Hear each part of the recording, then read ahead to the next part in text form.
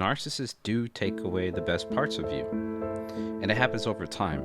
Because when you enter the relationship with a narcissist, imagine yourself, when it's fresh, by the way, imagine yourself as a full puzzle. Over time, because the narcissist is so chronically dissatisfied all the time, they're taking away slowly, piece by piece by piece, as the relationship progresses, okay? And they'll start taking time away from you, your hobbies, your ambitions, because they need more time. Because like I said, they're very dissatisfied all the time. And over time, they'll take away your time with friends and family. And from there, you could imagine when the relationship progresses, or you think it's a progress, you're not emotionally validated. So you don't feel as important. You start feeling alone.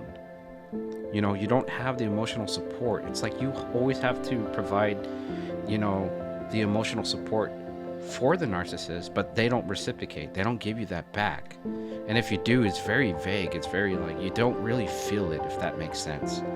And over time, that's what happens. You just don't feel important. And you start fighting to feel important. And they're always just breadcrumbing, just say things as well too. Like, oh, how can you know that I don't love you? I said I love you, but that's cognitive, anyone can say that. And sometimes as victims, we dismiss that, because actions do speak louder than words. And with a narcissist, of course, that's never going to happen. And also too, they start taking away your energy, your natural energy, because they're filled with negativity. And so yes, they'll start assuming things, they'll start creating fights, these arguments out of thin air. It's always a never-ending story with a narcissist when it comes to their negativity, and they're always talking about other people behind their backs, and it makes you feel like you have to pick a side. If you don't pick their side, then they'll get upset with you.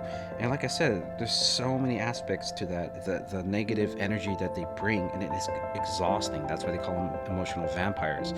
It does become exhausting to the point where certain people don't even want to text back as often. They give it a break, to catch their energy back, and also too, you'll start losing yourself in a bit in the way you talk normally. Normally you could, let's say that you're naturally a little bit more blunt, and to them, because, most narcissists are really hypersensitive, they say, oh, you can't say that because that hurts me. So what you do is like, okay, you adjust, right? But then it's to the point where you're conforming constantly, where you're just losing more of your voice, the more, that natural way of speaking, that you do, that language, how you express yourself. You start losing the way you express yourself naturally, and it's to the likings of the narcissist, of course, right? And also too, that's with the combination of walking on eggshells. Now you can't say certain things. Now you can't bring up certain topics because they're hypersensitive to that, and they already told you not to do it. Like I said, you're conforming. So at the same time, you're losing yourself. And because you're walking on eggshells too, you start building this anxiety. Like, okay, should I bring this up? This really bothers me. And so you lose a sense of autonomy, the true essence of yourself. You can't express yourself the same anymore. So you start being anxiety driven as well. You're afraid to bring certain things up because now you know that you're not going to get that same love, that reciprocation of love, or what you think is a reciprocation of love. But because remember, there's no reciprocation with a narcissist, but you want that love back. You crave that love back. So you do sacrifice bits and bits of yourself over time in these narcissistic relationships. And so you always try to win them over. Let's say that argument happened, a fight broke out, and you're arguing constantly and you try to fix it. You have to try harder, because with the narcissist, it's like, to them, it's like an edge for them. Because now they can say, okay, this hurts me, you can't do this anymore, and then you're like, okay.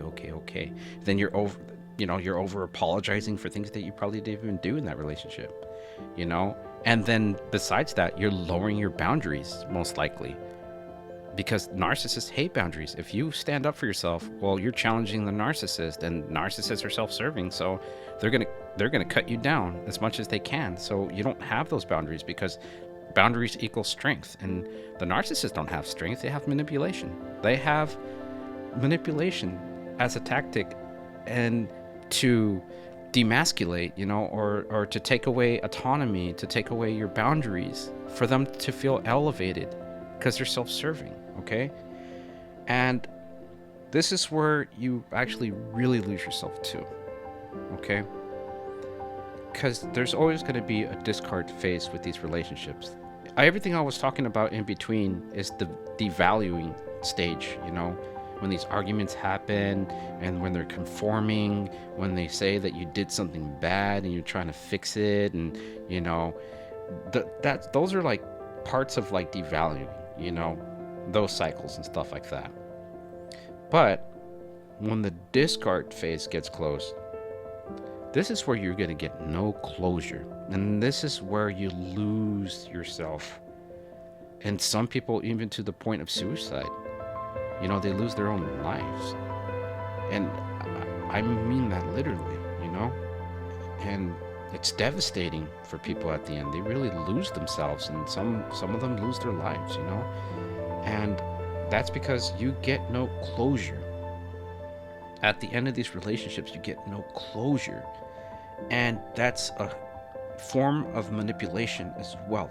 They know what they're doing, and it's a prolonged form of gaslighting, and it's to keep you stuck. It's to keep you ruminating. It's to keep you thinking that you are the one at fault.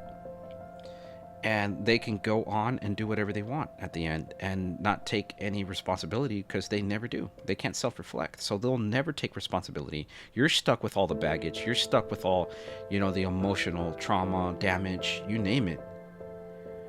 But they get to move on like nothing ever happened. And that's because they lacked empathy. That's why a lot of victims lose themselves, because they can't understand that someone that they loved for this long cannot love them at the end. Like, probably don't even understand love, and the whole time they thought it was love. It was just a nightmare. That's what it was. And it was a learning experience. Nonetheless, it was a learning experience for victims.